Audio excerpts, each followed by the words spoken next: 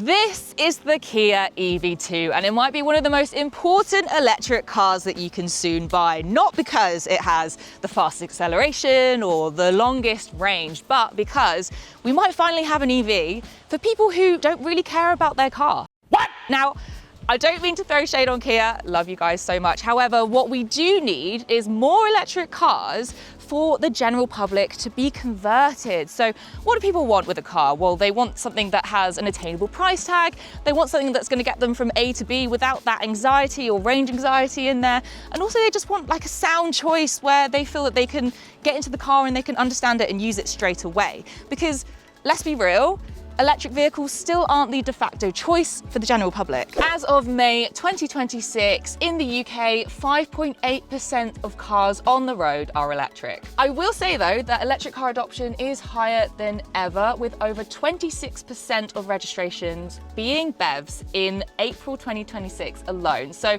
with the introduction of cheaper electric vehicles, this has definitely helped accelerate that, but we do still have a bit of a hill to climb. If I'm going to be really generous, the key barriers to entry with EVs are the famed range anxiety, the generally higher sticker price compared to an ICE, and also just the learning how to charge and maintain an EV, which can feel quite daunting and alien to people who haven't used one before. So the main question really is not just what is the EV2, but does it answer any of those problems? There are already more affordable EVs out there, and that's a good thing. It shows the market is moving, but it can still feel like a trade-off. Either they're very basic and plasticky, or they're affordable but limited in range. Or you spend more and suddenly you're not really in affordable EV territory anymore. And that's exactly where the EV2 is trying to fit. Starting price for the EV2 in the UK is £24,245 on the road, including the electric car grant and Kia reservation saving, making it Kia's most affordable electric SUV so far, putting it right in the middle of the budget EV market. Okay, so let me start with some really important context of the car I'm driving today. So this is in fact the EV2 First Edition. So this is the kind of first launch model. Now this is a 42.2 kilowatt hour standard range version. So that is the smaller battery. Kia are anticipating to be selling a lot more of the 61 kilowatt hour battery, which obviously has bigger range, which is going to be much more appealing to UK buyers. Now inside, the interior is spec'd up to be a little bit more like the GT Line S version, but of course we want to talk a little bit more about what the Air has to offer because that is the lower cost. So today I'm not going to be diving too deep into what this vehicle has to offer because it's not really reflective of what's going to be on sale in the market. The EV2 comes with two battery options, a 42.2 kilowatt hour standard range battery and a larger 61 kilowatt hour long range version. In real terms, that translates to around 190 miles of combined range for the smaller battery or 281 miles for the larger pack. Power comes from a front wheel drive setup with up to 144 horsepower and 250 Newton meters of torque, and a 0 to 60 sits at around 8.7 seconds. Charging is where things stay practical. Fast charging from 10 to 80% takes just 29 minutes on a rapid charger, and home charging takes between 5 to 7 hours depending on the battery. In terms of size, this is a compact SUV just over 4 meters long with space for 5 people. So it's small enough for the city, but still practical enough for everyday use. You also get over-the-air updates to keep your system up to date, advanced driver assistance, and even features like remote parking assist on higher trims. Plus, standout features you don't always see at this price. Things like vehicle-to-load power, a full suite of safety tech as standard, plus a heat pump option. Prices start from just over 24,000 for the Air version, or it can go all the way up to 32,500 for the very tippy top GT Line S. But I mean, even at that top price, that's 2.5K with this fully kitted out. That's not terrible. All right, let's have a quick look at the exterior of the EV2 because of course we can see there is very much the Kia design language here. It's like a smaller sibling of the EV5 or the EV9, very much just kind of shrunk down in the wash. Now at the front here, despite its lower cost, they have added some air flaps in the bumper to keep those aerodynamics nice to help with the range. And then they've also added, of course, the flush handles, which aren't flush right now because I've got the car unlocked, but again, all with those aerodynamics. All variants feature both short front and rear overhangs, which is ideal for city driving and navigating those tighter roads and parking spots. But you still have quite a nice long wheelbase, which hopefully means a workable interior. It's a 5-seater design not only for a driver and up to 4 passengers, but also to be able to take luggage comfortably. Speaking of boot space, you get 362 litres with the rear seats up. If you pop them down, you can get up to 1,201 litres. And if you spec up, like we have with this car today, you can also get a 15-litre frunk. But here's where things get interesting, because when we talk about the interior with the EV2, despite it being a budget vehicle, you still get a really good amount of tech as standard. Now, yes, we are in the higher spec GT Line S vibe with the First Edition, but let me tell you what you're going to get anyway with the cheapest model. As with any Kia, you've got that 3-screen setup here. You've got your two 12.3-inch displays with your driver info and your infotainment. And of course, we've got our dedicated 5.3-inch climate screen here as well. It runs the latest Kia system. You can get Apple CarPlay, Android Auto, you get over-the-air updates, so you can keep it updated and you don't need to take it into a dealership. It also has smart voice control. It's not your standard voice control though. It can hold conversations with you. It can plan routes and charging stops. It can also tell you a joke and give you music recommendations. Now, I'm sure you're probably not going to be wanting like jokes being told to you whilst you're on the road, unless you're on a very long and lonely road trip. However, the smart assistant really is great for that route planning and for the charging stops as well. It means there's less thinking from your side and just more doing and driving. The AI personal assistant will be free of charge for the first year before becoming a paid feature. Then there are the smart features you don't usually see at this price. Things like plug and charge, so you just plug in and it starts charging automatically, and Kia CarPlay, which lets you pay for parking directly from the car. That big barrier to entry, getting to grips with charging, is simplified and streamlined with these 2 free additions. It's cutting out the faff of having to get your head around all the different charging apps that do come with charging an EV, which can be a little bit of a headache, even for an EV expert like myself. You can also update, by the way, this car with 3 different options of entertainment packages. So that means that you can also get access to things like Netflix, Amazon Music, YouTube, you name it. For a little bit more extra cash, you can get all of this in the infotainment system. Now, here's the key point. All of that, bar the additional extras that I mentioned, come as standard, even on the cheapest version. The entry-level Air model gives you heated seats, a heated steering wheel, full driver assistance, and all that core tech. So this isn't a stripped out base model, it's a fully featured car from day one. If you spend more, of course, you get extras like bigger wheels, premium audio, ambient lighting, even remote parking and a 360-degree camera. But the important thing is, you won't need to go there to still get a good experience. And that's what makes the EV2 so good. It's not about adding features at the top, it's about giving you everything you actually need right from the start.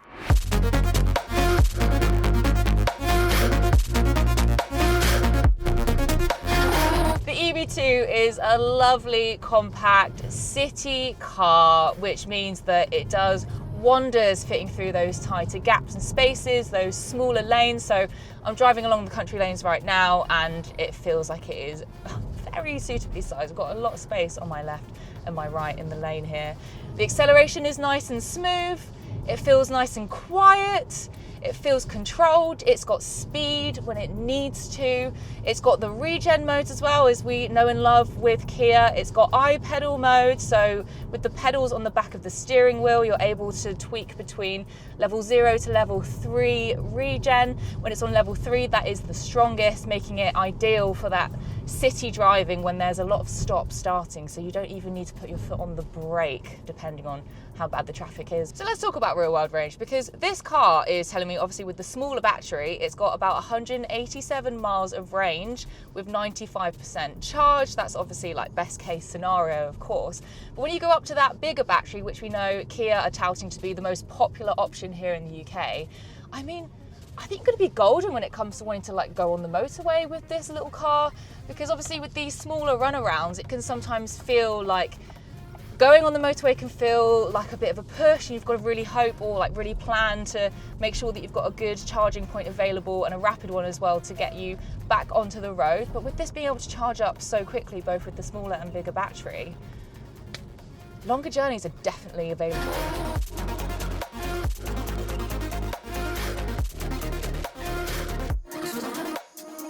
I'm actually really amazed about how big this car feels inside, despite it being that little compact city vehicle runaround. I mean, the space in the front is So roomy and lovely. Now, we did see that in the back, obviously with my chair set up for me as the driver, when I go into the back seat, my knees are touching the seat. So it's not the most ample room when it comes to the passengers in the back for sure, unless you've got like shorter legs.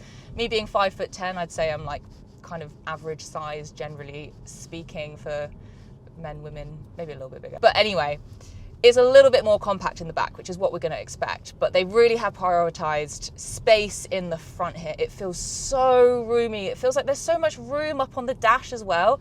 The windscreen is ginormous, got really good visibility with these wider wing mirrors as well. Great visibility in the back as well. That rear window, you can see so much. And with it being a smaller car anyway, with that shorter overhang, both the front and the back, you just feel like you're able to really take control of the space around you because there's not too much overhang.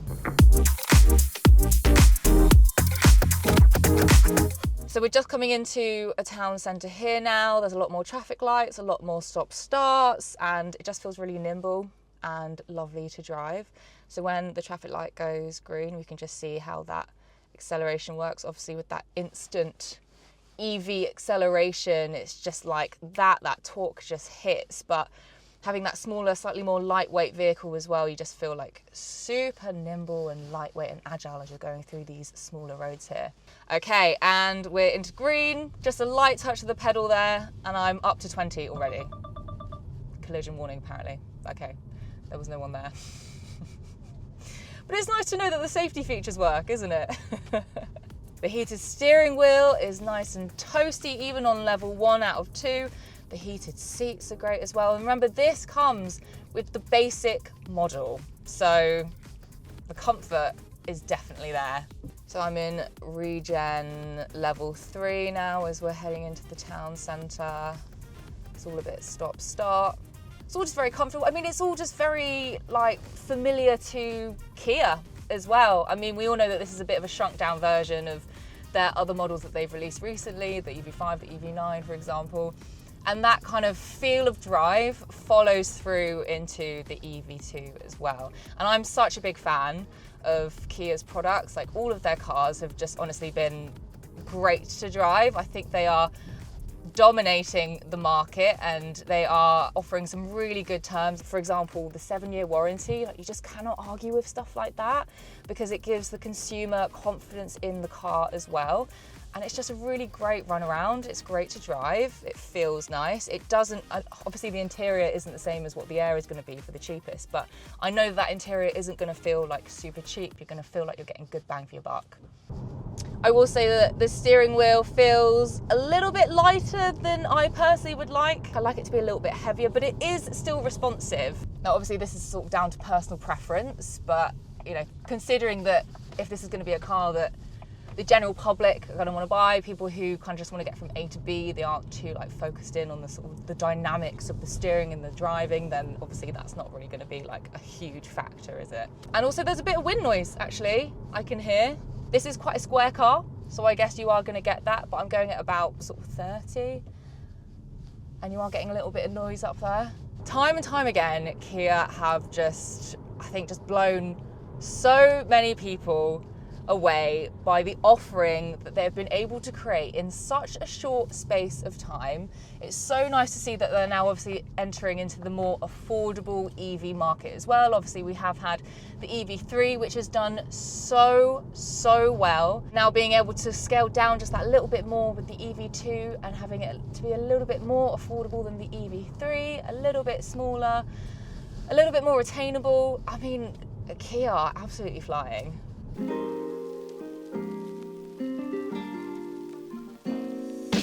The EV2 isn't just a stripped back budget EV. It is in fact a scaled down proper EV. Sure, it won't have the longest range and sure isn't the most budget EV around, but it really does combine all of those sweet spots of having enough range, having a good price tag, and actually being usable. I think this is going to convert a lot of people. As we've seen, the trajectory of switching to EV, it is growing, it is going up and up, and we just need more cars like this to come into market. Now, this is going to be available shortly. The more kind of cheaper Air version, starting at that 24K price, is coming later on in 2026, and I can't wait to see how that performs in sales, because I think a lot of people are going to be loving this car. And with that EV adoption, this is what we need.